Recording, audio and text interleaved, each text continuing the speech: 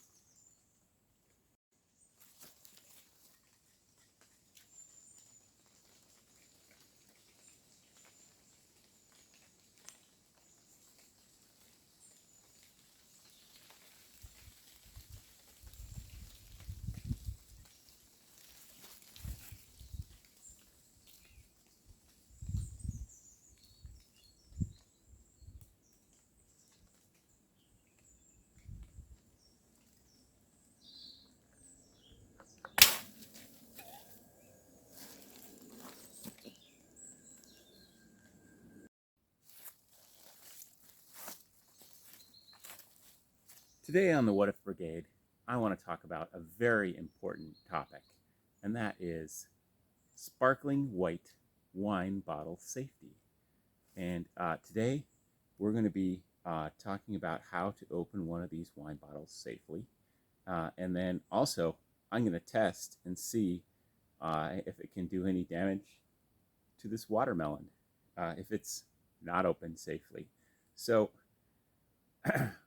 one or two people are killed every year by opening bottles of champagne or sparkling white wine because the cork comes out and hits them. And it's very rare. It's very rare. However, as a former home brewer, I can tell you that with very little mistakes in the quality control of a particular bottle, you can achieve tremendous pressure. And even if no one is hurt, an exploding bottle of alcohol can put sticky substances all over your kitchen. It can hit the ceiling, it can hit the walls, it can make a big mess. So even if you're not concerned, even if you feel perfectly safe, you can still benefit from this information by not making a gigantic mess. So today we have a bottle of Little's Finest, and I am fortunate in that I live in an area with very adequate supplies of cheap sparkling white wines so that we can run this experiment. So yeah, so without further ado, let's talk about opening this bottle safely. Now, sometimes these bottles will have a little tab around the edge for easy opening, but this one does not. And so what I usually like to do is take a knife, butter knife, steak knife, whatever, in this case, a multi-tool, and I like to remove the foil. And this is important. Every once in a while, if you're dealing with low quality sparkling whites, you may run into a bottle that is only held on by the foil. And when you remove the foil, the tension is enough to send the cork flying. So always make sure that you keep a wine bottle, a sparkling white, a pressurized wine bottle pointed in a safe direction. If you're having trouble opening it, definitely do not look into the cork, or hold it between your legs and put your head down here. And even if you're planning on spraying your friends with sparkling wine bottle juice or champagne after you open it, definitely do not point it at them. Bad idea. So yeah, we're going to take this foil off, and keep that for later. And then under the foil is a wire. And again, taking this off will not necessarily open the bottle, but it might, especially when you're dealing with like the low quality sparkling wines. You definitely want to make sure that that you keep this pointed in a safe direction as soon as you start turning this. And so what I'm going to do is I'm going to put my hand over the cork and the wire, and I'm going to start turning the wire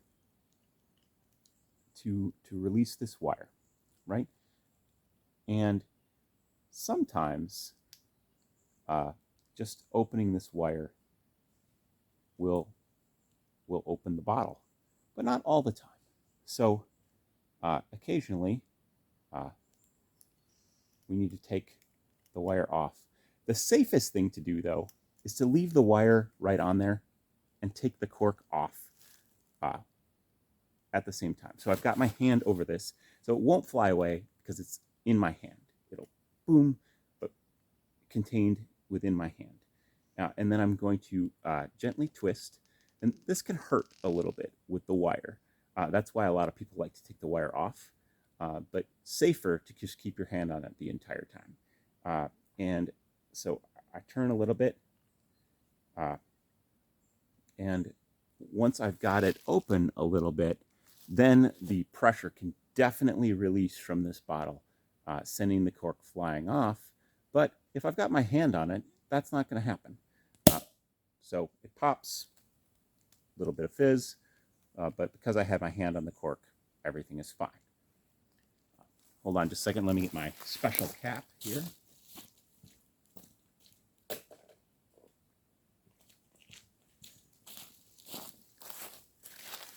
This is a sparkling wine cap. It works just great for ciders. It works fine for non-pressurized white wines like a red wine or whatever. It's really nice. I got my first one at the Caves of Vouvray, and I just really like it. You just put it in, and you seal it, and that'll keep the bubbles inside. And so now I don't have to drink this right away, even though I just opened it. It'll be fine.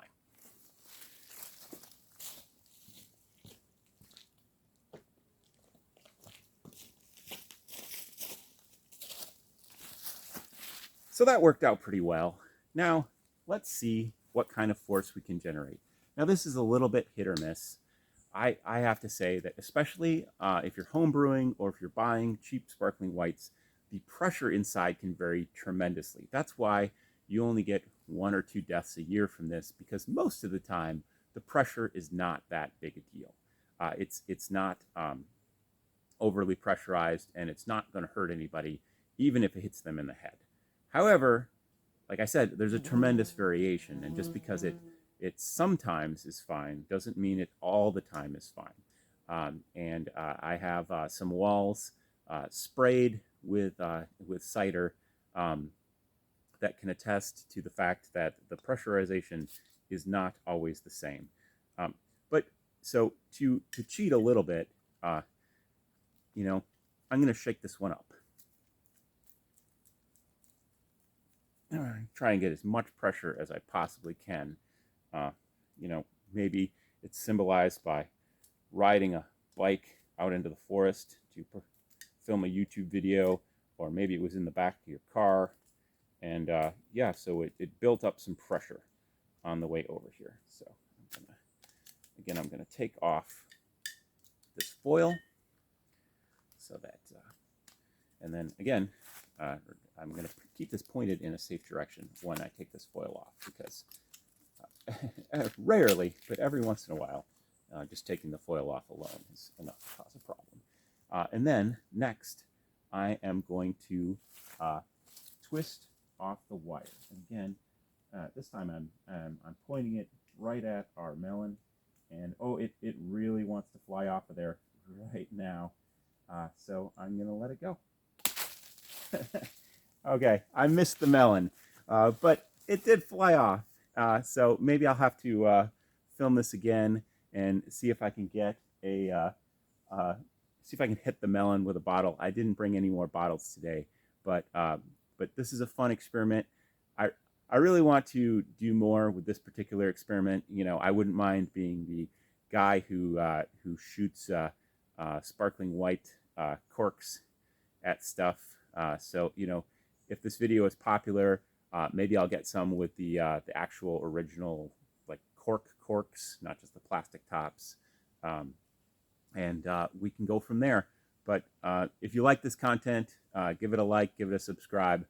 Let me know what you think down in the comments below, and have a great day.